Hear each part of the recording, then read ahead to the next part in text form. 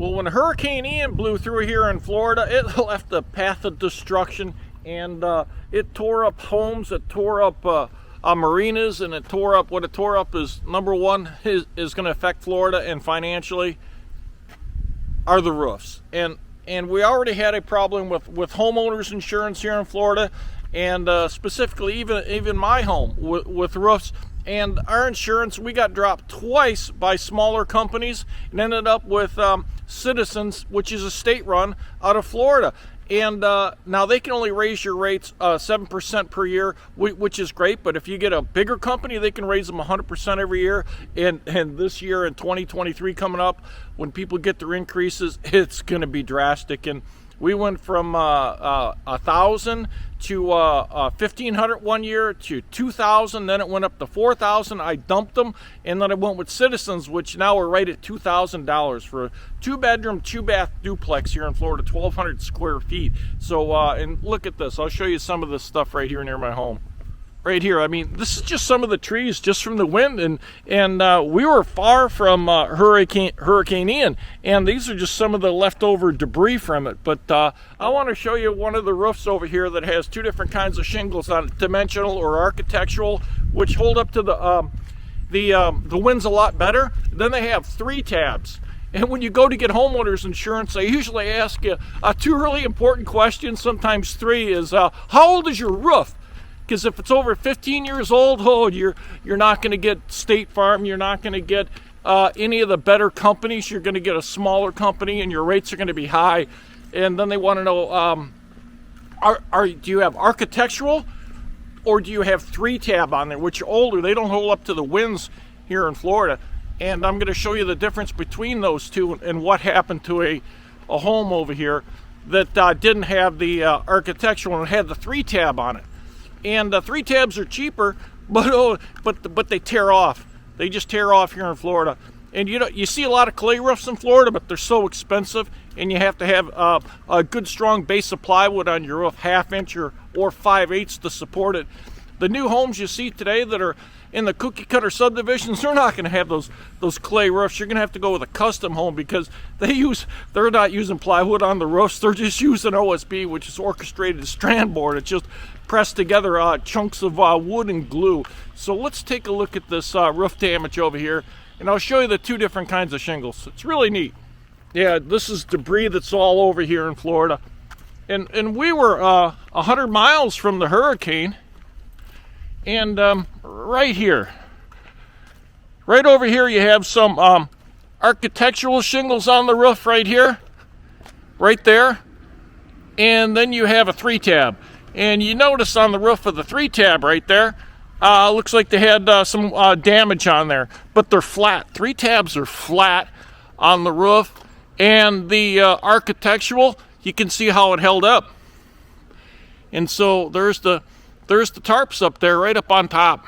See it? So those are 3 tab right there, and those are architectural. And that's the difference between when you get a roof done, and let's say that's probably an older roof. You can still buy brand new 3 tabs. You don't want to do that. You want the dimensional or architectural, because they're just smaller areas for the wind to lift them up. But right here, the wind can get underneath those 3 tabs and really do damage and lift them up, just like it did to this house here.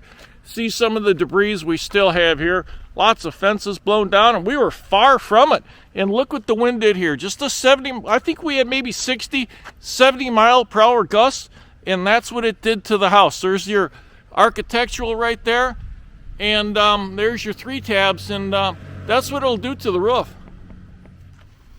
So that's a really good example of different kinds of roofs here in Florida. The 2 primary roofs we have, the older 3 tab style, and then it's really sunny out, and the dimensional.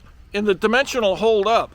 But here in Florida, that's what, when you go to try to get homeowners insurance, if you buy a new home, they're going to ask you those questions. How old is your roof? And ours was 16 years old. It didn't meet the threshold of the 15 years. And an average home, about 1,200 square feet, 1,400, that's going to cost you $8-9 grand to have it re-roofed with the dimensionals. Yeah. It's really costly, and a lot of insurers now, after Hurricane Ian, they're going to make you do it. Otherwise, you won't get insurance. And that's going to be an issue, and rates are really going to go up in Florida.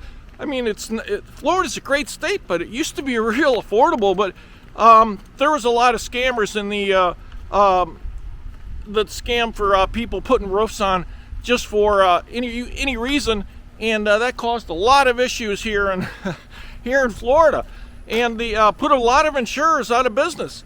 And I got a letter in the mail that said, "Hey, you have 10 days to get new insurance. We're out of business." And I had to get another insurer.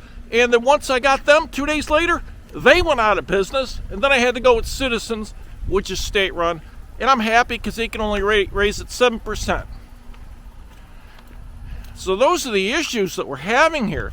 And when you buy a new home that, let's say 2 years ago, was valued at $200,000, $220,000, and now you're going to buy it for $400,000, which is we're in a real estate bubble, that you're going to be paying a lot more for insurance.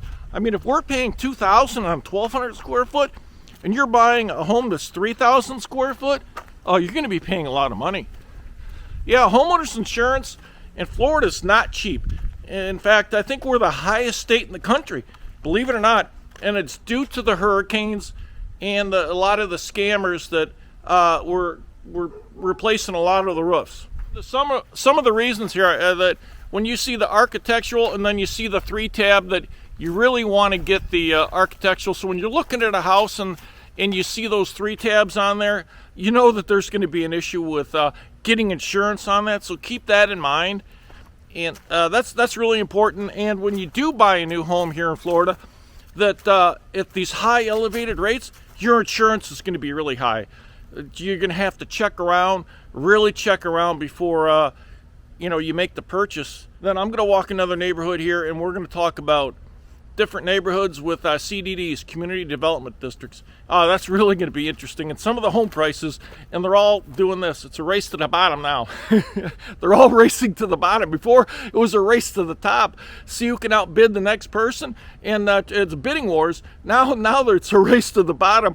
Who the seller is, who can lower their price in the neighborhood lower and then sell it before the next one, because you see 20,000, 10,000 drop, 5,000 drop. I've even seen one that was $100 drop, and I said, what's $100? It said, but when you're looking at homes in a neighborhood and you see $20,000 priced in a 10,000, well, you're going to look at those instead of the ones that don't drop the price. But anyways, that's going to be another video, so stay tuned for that. It's going to be great. But that was really interesting about the 3-tab, and the rectangular. So hope you enjoyed that. Stay tuned for the next video, and thanks for watching.